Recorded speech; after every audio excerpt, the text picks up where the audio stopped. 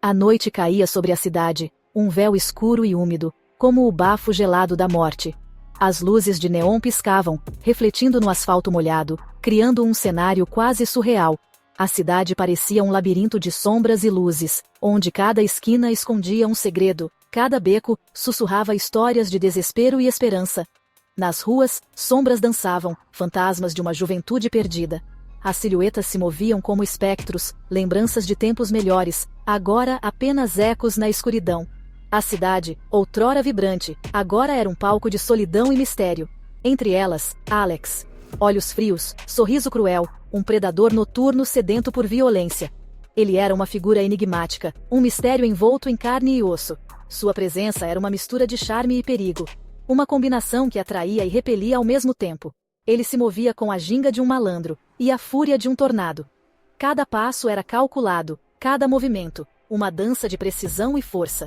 Alex era um mestre na arte de se misturar com a noite, de se tornar um com as sombras. Mas lá no fundo, uma pergunta ecoava. Ele era de fato livre, ou só um fantoche num jogo macabro? A dúvida corroía sua mente, uma constante lembrança de sua própria vulnerabilidade. Ele se perguntava se suas ações eram realmente suas, ou se ele estava apenas seguindo um roteiro escrito por forças além de seu controle. A liberdade. Um direito inalienável ou uma doce ilusão? Para Alex, a liberdade era um conceito complexo, uma mistura de desejo e frustração. Ele ansiava por ela, mas ao mesmo tempo, temia o que ela realmente significava. Ser livre era ser responsável por suas próprias escolhas, e isso era um fardo pesado de carregar. Para Alex, era a força que o movia, a chama que alimentava sua fúria. A liberdade era seu combustível, a energia que o impulsionava a continuar, a lutar contra as correntes invisíveis que tentavam prendê-lo. Ele era um guerreiro em uma batalha constante, um lutador que nunca desistia. Mas a liberdade sem limites pode virar bagunça. A linha entre a liberdade e o caos era tênue, e Alex frequentemente se encontrava no limite, tentando equilibrar sua sede de liberdade com a necessidade de ordem. As ruas eram seu campo de batalha, e cada noite era uma nova luta para manter o controle. E a bagunça, como um vício, cobra seu preço. As consequências de suas ações eram inevitáveis, e Alex sabia que cada escolha tinha um custo.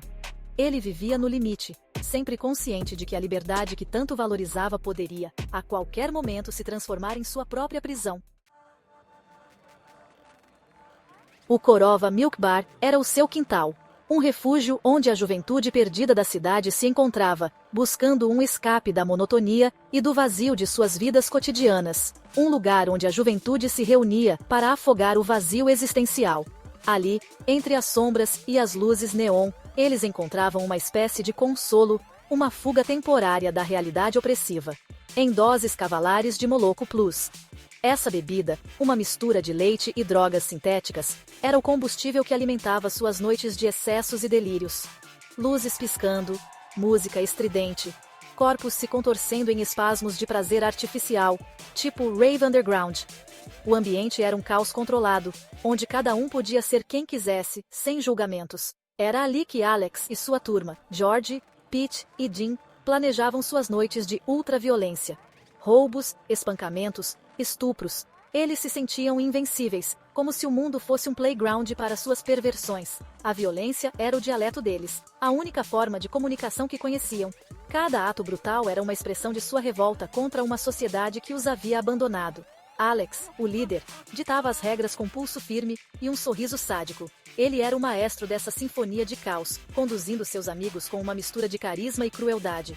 Mas por trás da máscara de crueldade, um ser humano se escondia. Alex não era apenas um monstro. Ele era um produto de seu ambiente, moldado pela violência e pela desesperança. Um ser humano corroído pela apatia e pela falta de esperança, tipo um Zé Droguinha dos infernos. Ele buscava significado em um mundo que parecia não ter nenhum, e sua busca o levava cada vez mais fundo na escuridão. O Moloco Plus era mais do que uma bebida. Era um símbolo de sua rebeldia, uma forma de se conectar com algo maior, mesmo que esse algo fosse a própria destruição. Cada gole era um passo mais perto do abismo, uma dança com a morte que eles abraçavam com um entusiasmo quase infantil. A ultraviolência não era apenas um ato, mas um estado de espírito, uma filosofia de vida. E assim, noite após noite, eles se perdiam mais um pouco, afundando na escuridão de suas próprias almas, buscando um propósito que talvez nunca encontrassem. A noite da traição chegou como uma facada nas costas, uma invasão de domicílio que terminou em tragédia. A fúria de Alex, antes controlada, explodiu num ato de violência gratuita. Seus parças, cansados de serem marionetes em seu jogo sinistro, o entregaram para a polícia. A liberdade, antes tão preciosa, escorregou pelos seus dedos como água.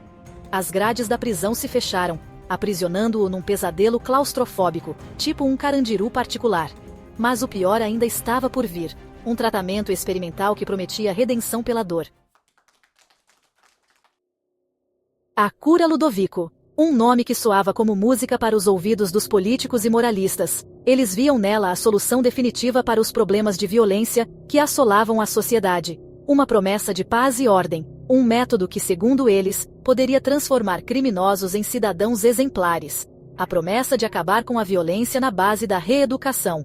Um processo que envolvia técnicas rigorosas e controversas, aplicadas em centros de reabilitação e instituições correcionais. A sociedade estava dividida. Alguns acreditavam que era a única maneira de restaurar a ordem, enquanto outros viam nisso uma forma de tortura disfarçada de tratamento. Alex virou cobaia, o cordeiro imolado, em nome da ordem e do progresso. Drogas, enjoo, imagens horríveis. Ele foi submetido a sessões intermináveis de condicionamento aversivo, onde era forçado a assistir cenas de violência enquanto sentia náuseas intensas. Cada imagem, cada som, cada sensação era projetada para quebrar seu espírito, para moldá-lo conforme os desejos daqueles que controlavam o sistema. O tratamento o obrigou a encarar seus demônios, a sentir na pele a dor que causava aos outros. Ele foi levado a um estado de vulnerabilidade extrema, onde cada memória dolorosa era revivida com uma intensidade esmagadora. A terapia não era apenas física, mas também psicológica, forçando Alex a confrontar os aspectos mais sombrios de sua própria mente. Aos poucos, a violência se tornou insuportável, causando repulsa e pavor. Mas a que preço? A cada sessão, Alex perdia um pouco mais de sua humanidade, sua capacidade de escolher entre o bem e o mal. Ele se tornava uma casca vazia, um reflexo distorcido do que um dia foi.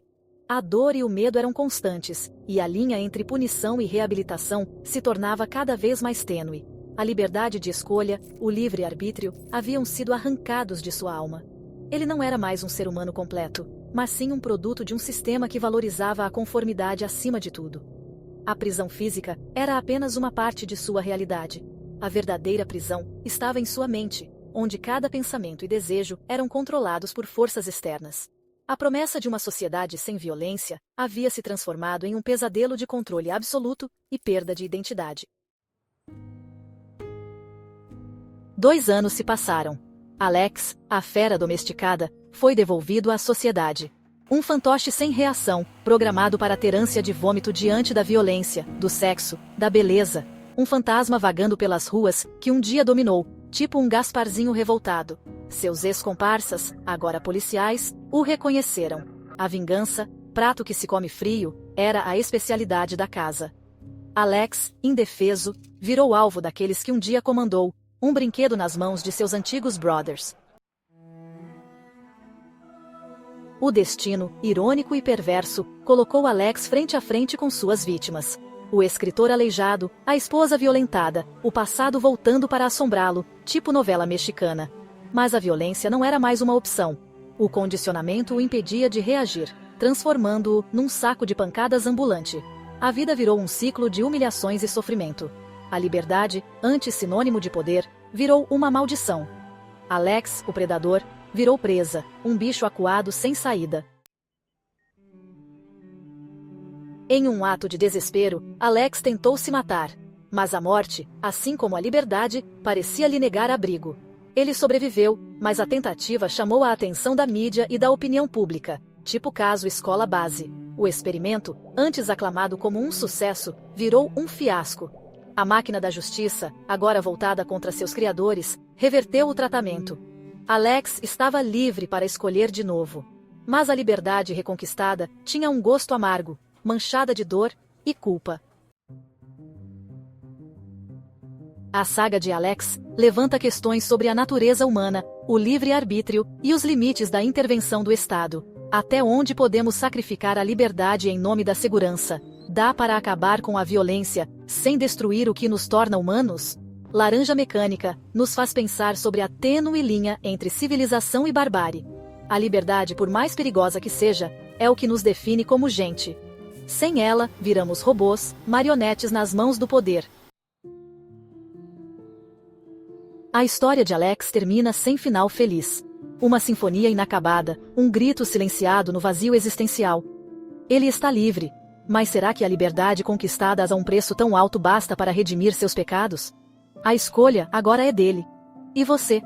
O que faria se pudesse escolher? Abriria mão da sua liberdade por segurança? Ou lutaria por ela, mesmo que isso significasse encarar a bagunça?